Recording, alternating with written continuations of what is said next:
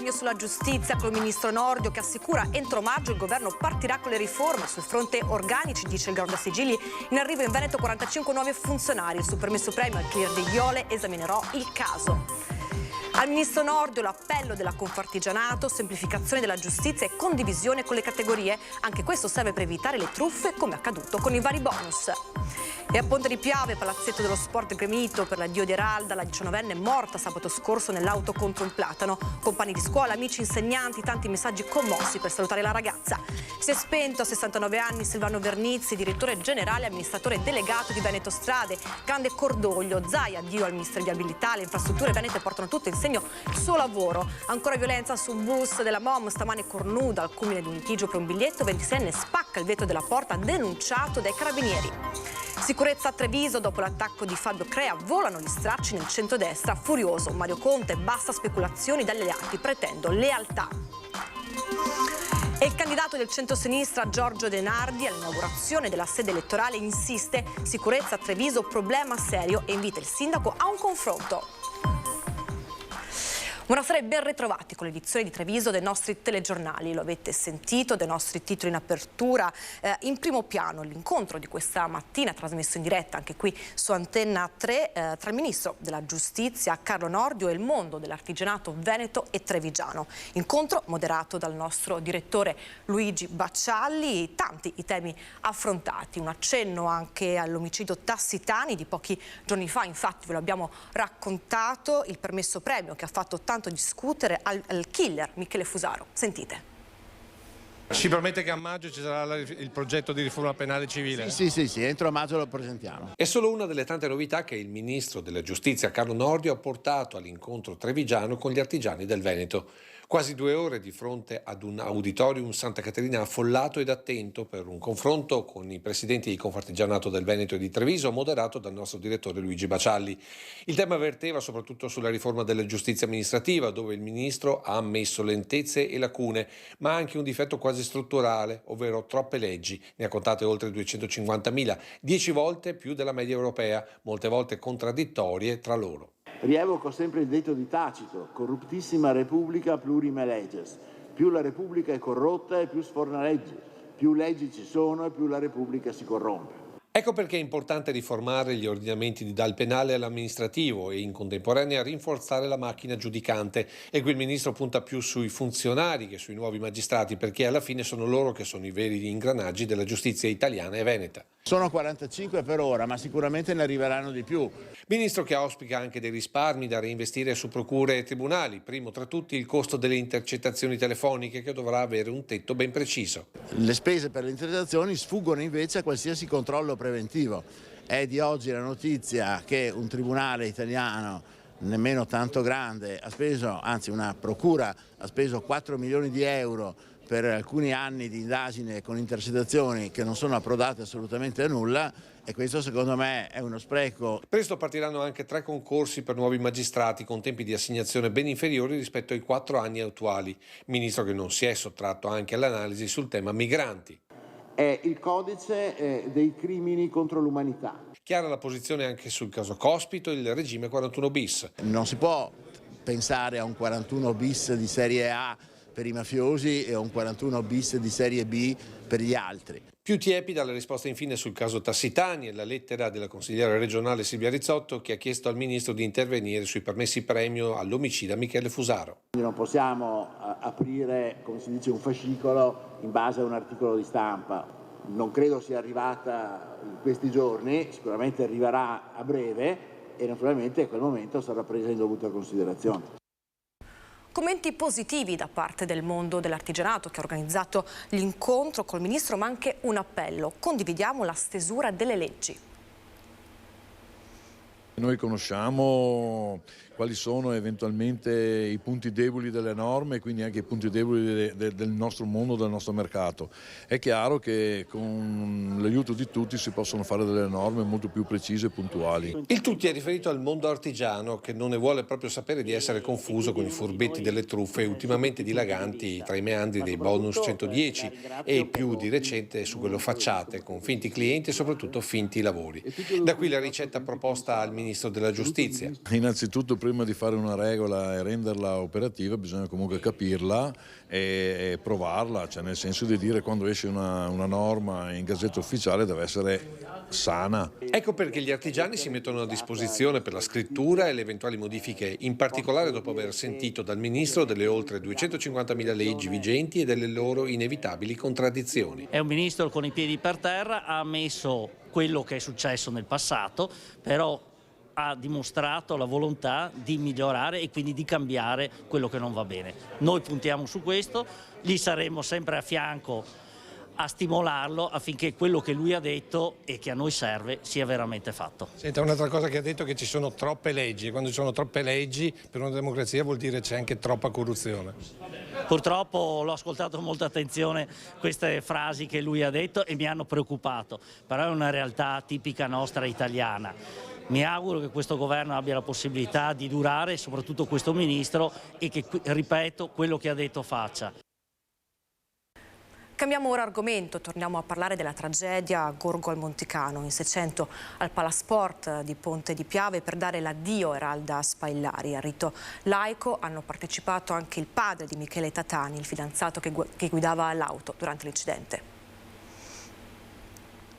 Una folla di 600 persone si è riunita al Palasport di Ponte di Piave per l'ultimo saluto a Eralda Spaillari, la 19enne deceduta sabato scorso assieme alla sua amica Barbara Brotto nell'incidente a Gorgo al Monticano nella BMW condotta dal suo fidanzato. Per la giovane amata e ben inserita nella comunità, le esequie si sono celebrate in forma laica. Eralda era una ragazza solare e determinata che desiderava aprire un proprio centro estetico vicino alla casa del suo fidanzato. Che amava profondamente e con il quale sognava di celebrare un fidanzamento ufficiale.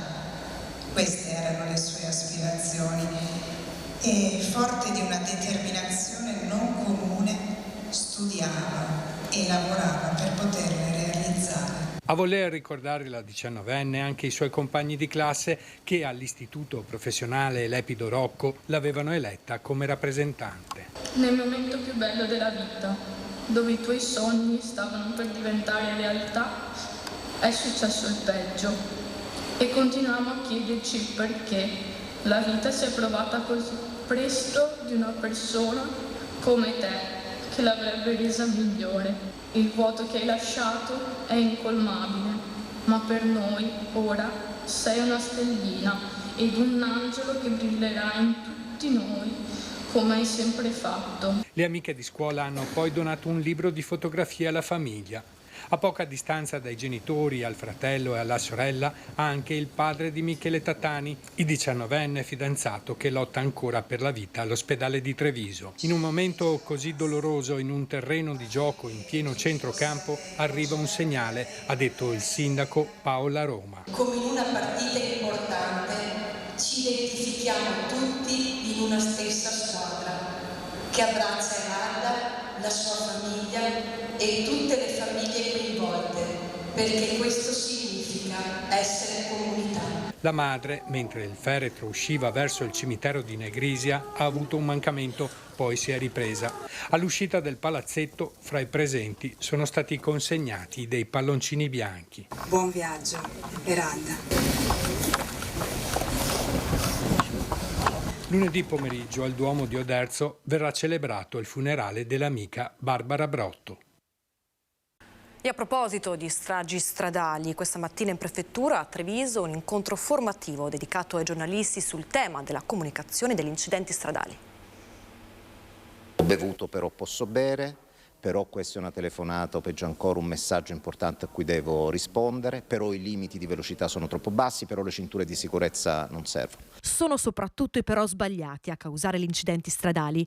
A dirlo il primo dirigente della Polizia di Stato, Girolamo Lacquaniti, ricordando le parole del giornalista Luca Valdisserri, padre di Francesco, travolto e ucciso da un'auto a soli 19 anni. L'automobile che ha investito il ragazzo era condotta da una giovanissima in stato di ebbrezza e lui ha scritto giustamente che quello che causa Gli incidenti è proprio il nostro modo di pensare, soprattutto i però sbagliati. Ed è proprio il valore della parola, in tema di incidenti stradali, il cuore dell'incontro formativo dedicato ai giornalisti in prefettura a Treviso. Oggi si è parlato della comunicazione, dell'uso delle parole per descrivere gli incidenti stradali. Noi li chiamiamo incidenti, l'associazione che ci ha proposto questo corso ci chiede di incominciare a chiamarli scontri, di capire che non sono cose che accadono, che possono accadere. C'è una vittima ma c'è anche un colpevole. Ad ognuno il suo, anche le parole quindi fanno la loro parte, ma soprattutto possono trasformare la loro percezione in un vero e proprio punto di ripartenza. Può ripartire ad esempio dal linguaggio, cioè cercando di descrivere quello che accade sulla strada in maniera corretta e descrivendoli come se fossero dei reali omicidi, perché come omicidi spesso sono, quindi lavorando sul fatto che non sono degli incidenti, quindi non bisogna usare più la parola incidente, ma sono degli scontri che il 95% sono provocati da comportamenti umani che alla fine uccidono. Parole, oggi voce delle tante testimonianze, come quella di Antonia, che ha perso suo cognato ucciso sulle strade della Marca. Erano le 6:50 del mattino, Ferrante era alla guida di un camion edile, era già al lavoro da un'oretta e niente, è stata invasa la corsia da un uomo che guidava un furgone frigo sotto effetto appunto di cocaina e a bordo con Ferrante c'era anche un collega che si è fatto male e Ferrante è quello che ha avuto la peggio, purtroppo. Apriamo ora la pagina della politica cittadina. È di ieri l'attacco al sindaco dall'esponente di Fratelli d'Italia, Fabio Crea, sul tema della sicurezza in città. Un fuoco amico che non è piaciuto per nulla al sindaco Mario Conte, attacco che ha messo in difficoltà anche il coordinamento provinciale di Fratelli d'Italia. Sentite. La speculazione politica la lascia ad altri. Forse il sindaco per altri intendeva dire Fabio Crea, che ieri ai nostri microfoni l'aveva attaccato sul tema sicurezza in città. Stilettate che non sono per niente piaciute a Mario Conte, che oggi prima dell'incontro con il ministro Nordio a Santa Caterina ha rimandato al mittente al suono di sciabolate. Mi stupisce che un esponente di Fratelli d'Italia che ha deciso di acquistare casa proprio in quel quadrante lì non si senta sicuro. Forse era una valutazione che doveva fare prima di acquistare casa, oppure tendenzialmente se uno non si sente sicuro in una città la casa proprio non l'acquista. Lui la casa l'ha comprata lì, evidentemente tutto questo pericolo di sicurezza non c'è. Ovvio che adesso la campagna elettorale fa alzare i toni. E che l'area di elezioni stia diventando una bufera tra il sindaco e Fratelli d'Italia lo dimostra il confronto immediato con il coordinatore Giuseppe Montuori tra le volte del chiostro, mentre dentro il ministro stava ancora parlando. Un incontro durato diversi minuti, con un sindaco apparso un vero fiume in piena verso un coordinatore chiamato a fare un po' da diga, pare però al momento con scarsi risultati. I rapporti vanno costruiti con delle basi che devono essere solide, soprattutto di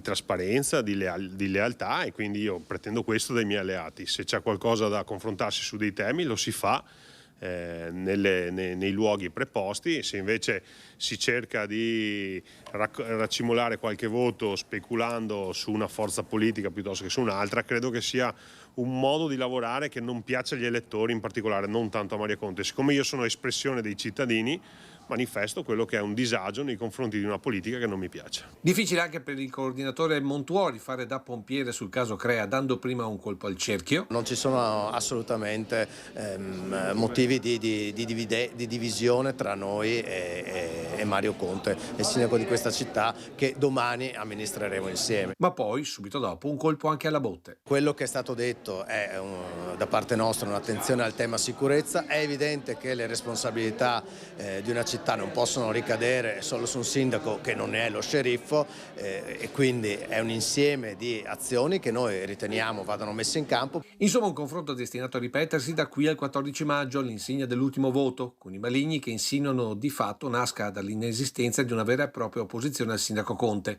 che dal canto suo manda un chiaro messaggio agli alleati. Patti chiari, amicizia lunga, chi vuole far parte di questo progetto è ben accetto, chi invece non si riconosce in questo progetto è giusto che faccia le sue scelte. Alleati che sibillamente rispondono. Anche per noi. Rimaniamo nella pagina politica. Inaugurazione questa mattina della sede elettorale di Giorgio De Nardi, candidato sindaco a Treviso per il centro-sinistra. Qui c'è una querela che dura da mesi, perché Conte continuava a dire che De Nardi parla di Treviso come fosse Caracas, ma è da mesi che diciamo che non è Caracas ma non è neanche Copenaghen. Cioè qui abbiamo dei segni forti di disagio giovanile, non solo, ma non solo in termini di sicurezza, ma anche in termini di disagio psichico, di dipendenza in crescita. Giorgio De Nardi apre la sede elettorale a nemmeno 200 metri da Casugana e commenta le dichiarazioni rese ieri da un esponente di Fratelli d'Italia sulla necessità di fare di più per la sicurezza a Treviso, il primo vero terreno di scontro con l'avversario Mario Conte. Sicuramente va fatto molto di più, ma non con le forze armate che fanno il loro dovere quando in ultima istanza. Bisogna lavorare molto prima in termini di prevenzione. 6 liste a sostenerlo sono state presentate questa mattina. Partito Democratico, Treviso Civica, Coalizione Civica, Volt, Europa Verdi e la sua lista De Nardi sindaco. Al centro del programma i temi della mobilità, con una spinta alla pedonalizzazione e un potenziamento delle piste ciclabili, spazi verdi e quartieri valorizzati. Mi sento veramente a mio agio con questa coalizione e siamo perfettamente allineati su tutti i punti principali del programma. 4 serate nei quartieri e apertura della campagna ufficialmente sabato prossimo a Piazza Santa Maria dei Battuti. Campagna per la verità già iniziata oggi con l'invito al sindaco Conte ad un primo vero confronto. Ho appena invitato il sindaco a venire a casa mia a prendere un caffè, perché con la famosa iniziativa dei caffè magari spero di poter avviare con lui un rapporto un po' più cordiale e disteso di confronto sui temi della cittadinanza, perché non è vero che io non voglia confrontarmi, anzi. The Blitz della squadra mobile di Treviso contro lo spaccio di droga nei luoghi della Movida di Treviso. La scorsa notte gli agenti hanno arrestato un 30enne trevigiano mentre cedeva sostanze stupefacenti a un barista di un noto locale del centro. Nella successiva perquisizione a casa del 30enne i poliziotti hanno trovato altra droga, 3 dosi di cocaina, 1,5 etto di hashish e 20.000 euro in contanti. Droga e soldi sono stati sequestrati. Il 30enne è stato posto agli arresti domiciliari.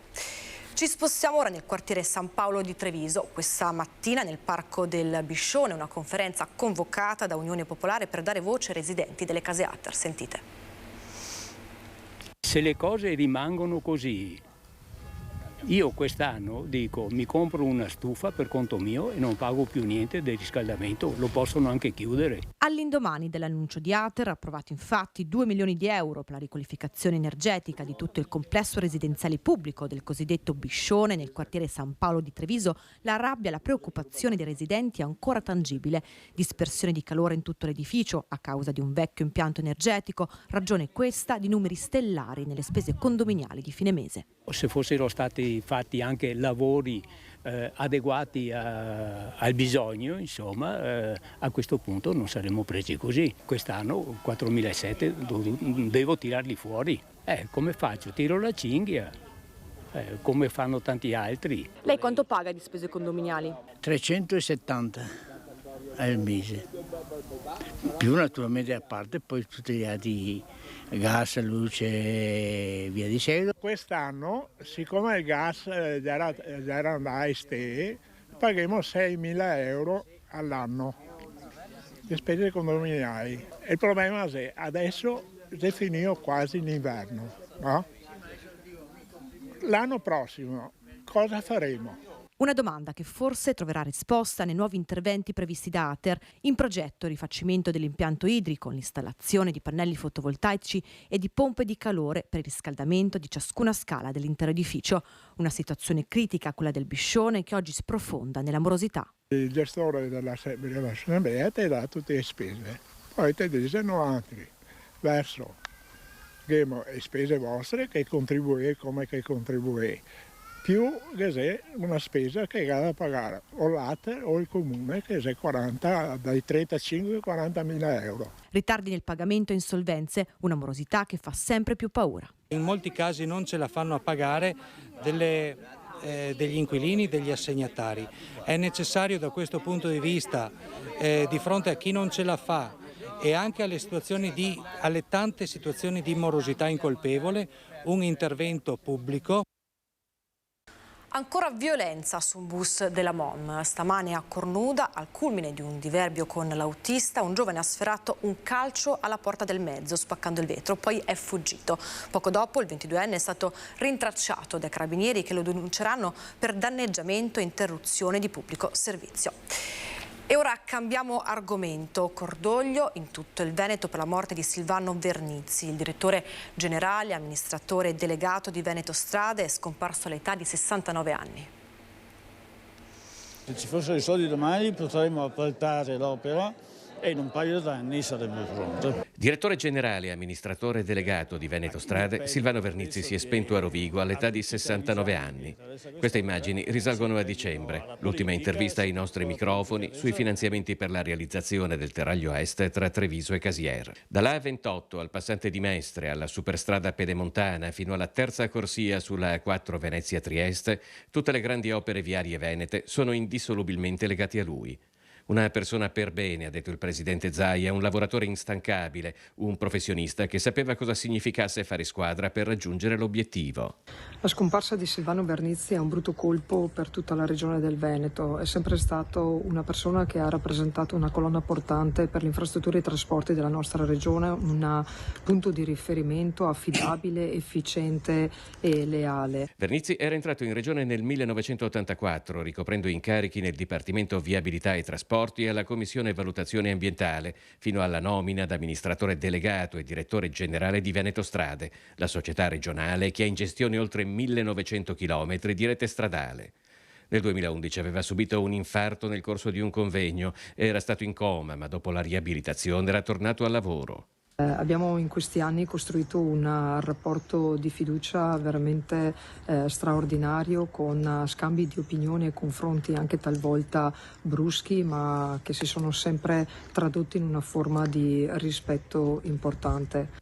Vernizzi è ricordato da Coldiretti Veneto come lungimirante e concreto, autore di soluzioni d'avanguardia dal passante verde fino all'accordo sugli espropri. Per il presidente della provincia di Belluno Roberto Padrin, Veneto Strade era per Vernizzi come un figlio, una creatura che ha traghettato dall'entusiasmo delle grandi opere alla maturità arrivata con i cantieri di ricostruzione post-Vaia. Secondo il sindaco della città metropolitana di Venezia, Luigi Brugnaro, Silvano Vernizzi è stato un punto di riferimento per tutte le amministrazioni, per centinaia di sindaci e per tanti cittadini.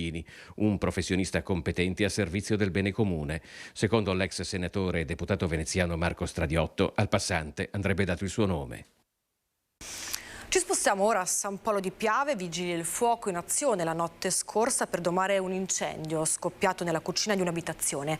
Una donna di 64 anni, nel tentativo di spegnere le fiamme, si è ustionata in diverse parti del corpo. A dare l'allarme sono stati i vicini di casa, allertati dalle grida della signora. Sul posto sono arrivati anche i sanitari del 118 che hanno soccorso la donna trasportandola all'ospedale di Treviso. A scatenare l'incendio, domato dai vigili del fuoco di Conegliano, sarebbe stato probabilmente un cortocircuito. E controlli contro lo spaccio in contesti giovanili anche a Castelfranco. I carabinieri hanno infatti arrestato un 26enne della zona bloccato in piazza Giorgione, dove aveva appena ceduto una dose a un cliente. A casa del giovane i militari hanno sequestrato altro stupefacente e materiale per il confezionamento delle dosi. Cambiamo ora argomento. Da giugno bollette dell'acqua un po' più care. Alto Trevigiano Servizi ha investito 35 milioni di euro per ridurre al minimo le perdite di acqua. È vero che noi in questo periodo dovremmo pensare anche a un piccolo aumento che si attesta intorno al 4, al 5%, 6%. Però questi aumenti ci servono anche per coprire gli investimenti che dobbiamo assolutamente fare, come ho detto prima, per sostituire le tubazioni ammalorate, per ampliare le reti fognarie. Bollette dell'acqua più salate per le famiglie che la rete idrica e fognaria di Alto Trevigiano Servizi copre. Gli aumenti scatteranno a partire da giugno, ad annunciarlo il presidente Fabio Vettori. Aumenti che serviranno per coprire in parte gli investimenti che la società sta facendo per la rete fognaria e per ridurre le perdite di acqua in quella acquedottistica.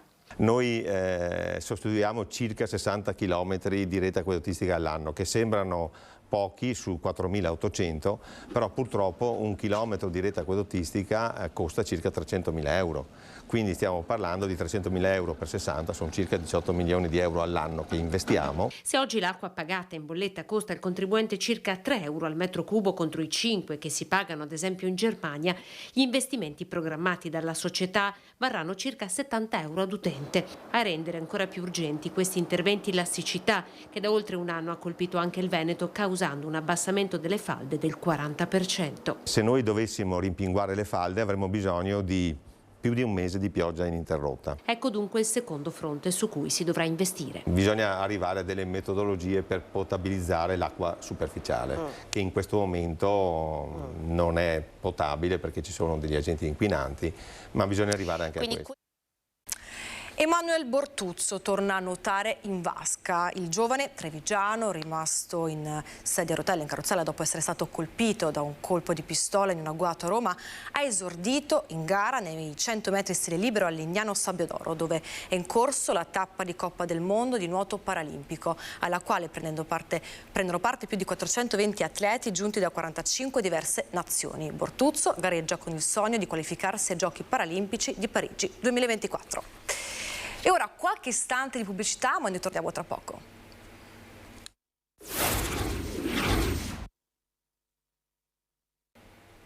Edizioni di Treviso dei nostri telegiornali, ben ritrovati. Bocconi avvelenati nelle vie e aree verdi, diverse segnalazioni a Riese e San Pio X, dove il comune invita i proprietari di animali domestici a tenerli al guinzaglio. Sentite. Un cagnolino morto, un altro che si è salvato per miracolo. A Riese Pio X torna l'allarme per i bocconi avvelenati lasciati da qualcuno nei luoghi frequentati per la passeggiata da chi porta con sé il proprio amico a quattro zampe. I due casi sono stati segnalati da un cittadino e si sono verificati lungo la pista ciclabile della circonvallazione di Riese, ma la presenza di bocconi sospetti è stata notata anche in altre vie del paese, tanto che il comune ha diffuso un messaggio di allerta su WhatsApp nel quale si avvisa la cittadinanza dei numerosi casi di avvelenamento di animali domestici e si invitano i cittadini a fare la massima attenzione e a tenere al guinzaglio i propri animali per evitare che possano addentare i bocconi avvelenati. Il comune chiede a tutta la popolazione la massima collaborazione per segnalare persone o condotte sospette. Le segnalazioni potranno essere fatte all'ufficio di polizia locale di Riese Pio X o personalmente recandosi in casa Carraro in via Schiavonesca oppure inviando un'email a polizia.locale@marcaoccidentale.it.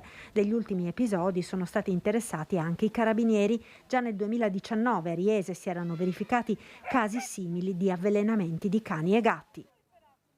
E a proposito, stava passeggiando con la proprietaria quando è sfuggita al controllo ed è caduta nelle acque del Brentella a Salvarosa di Castelfranco. Protagonista una cagnolina di 15 anni che è riuscita a raggiungere un isolotto dove è rimasta bloccata.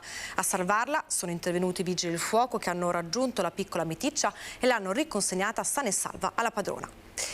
E ora siamo alle notizie di Belluno e della provincia.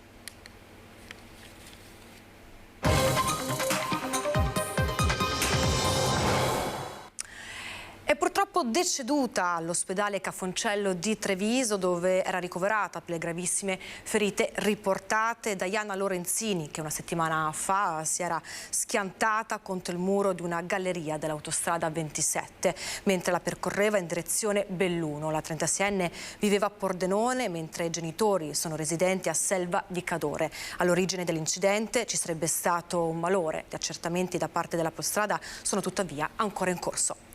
Cambiamo ora argomento, apriamo la pagina politica, una chiacchierata positiva conclusasi con la certezza di voler trovare punti di contatto sui grandi temi del territorio montano. Questo è quanto emerso dal faccia a faccia tra i due neosegretari bellunesi di Lega e PD. Una chiacchierata positiva, conclusasi con la certezza di voler trovare punti di contatto sui grandi temi.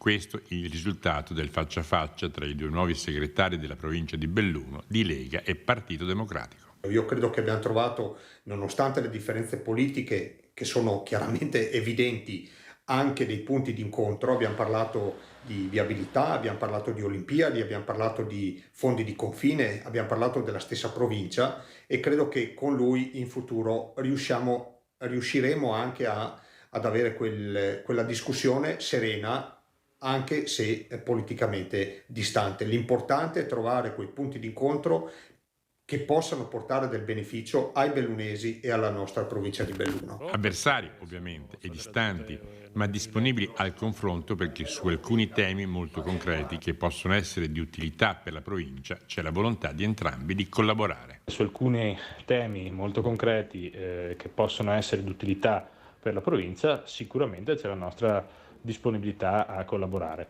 pur ovviamente nelle nelle rispettive differenze. È stato appunto un incontro molto positivo, speriamo e sono convinto che da qui in avanti sui temi centrali ci sarà sempre quantomeno un confronto. E il destino del villaggio olimpico di Cortina 2026 sembra già segnato. Andiamo però a vedere cosa è stato proposto a Borca, che è già esistente. Chi lo conosce concorda sul fatto che chi non c'è mai stato non può immaginare cose come sia. Parliamo dell'avveniristico villaggio Eni di Borca di Cadore, proposto come villaggio olimpico per l'appuntamento invernale del 2026, realizzato tra la fine degli anni 50 e i primi anni 60, pensato da un visionario quale fu Enrico Mattei. Noi diciamo 2027, non 2026. Ragionare in termini di riattivazione di grandi strutture, sono molte altre. Ci occupiamo di altre strutture che potrebbero avere vantaggio da questo momento che dovrebbe essere produttivo. Il trampolino d'Italia di Zuel, ma molte altre strutture per le quali non si è potuto più escogitare una rifunzionalizzazione a favore del territorio e non di un grande evento, attraverso il grande evento, e ora c'è questa possibilità. Si tratta di un complesso di oltre 100.000 metri quadrati, oggi sottoposto a vincoli architettonici e monumentali, edificato ai piedi del Monte Antelao, a circa una decina di chilometri da Cortina d'Ampezzo.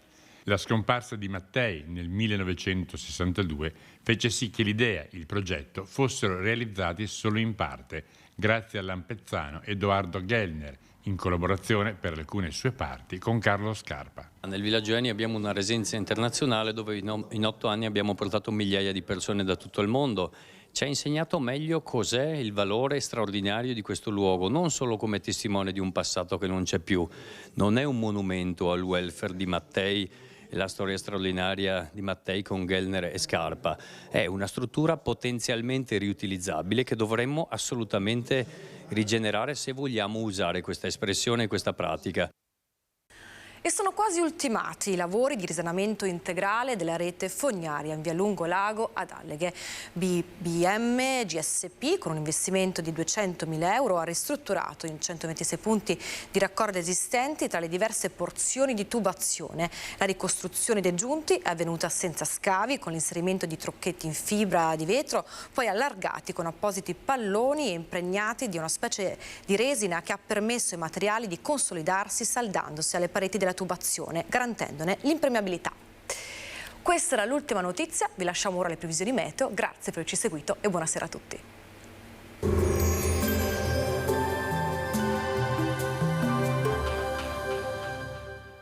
Entra nel mondo Lolato. Da oltre 40 anni un team di professionisti per migliorare la qualità della tua vita. Centro del piede con servizi di podologia, laboratorio per la produzione di plantari e calzature su misura.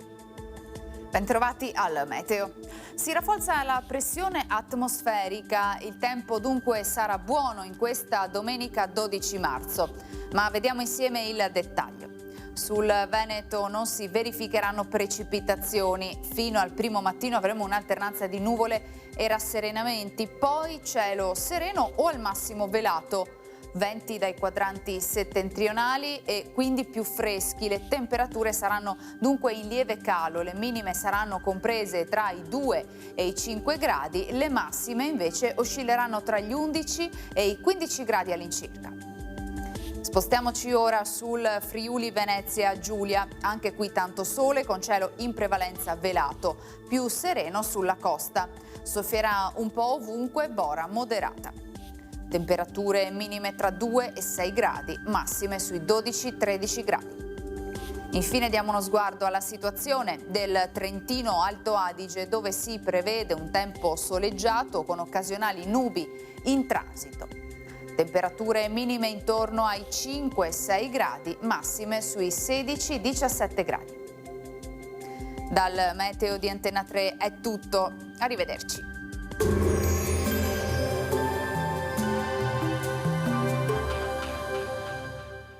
Busti, tutori e protesi di arto personalizzati. Ortopedia e sanitaria Lolato. A Treviso e Montebelluna. Lolato, soluzioni per star bene.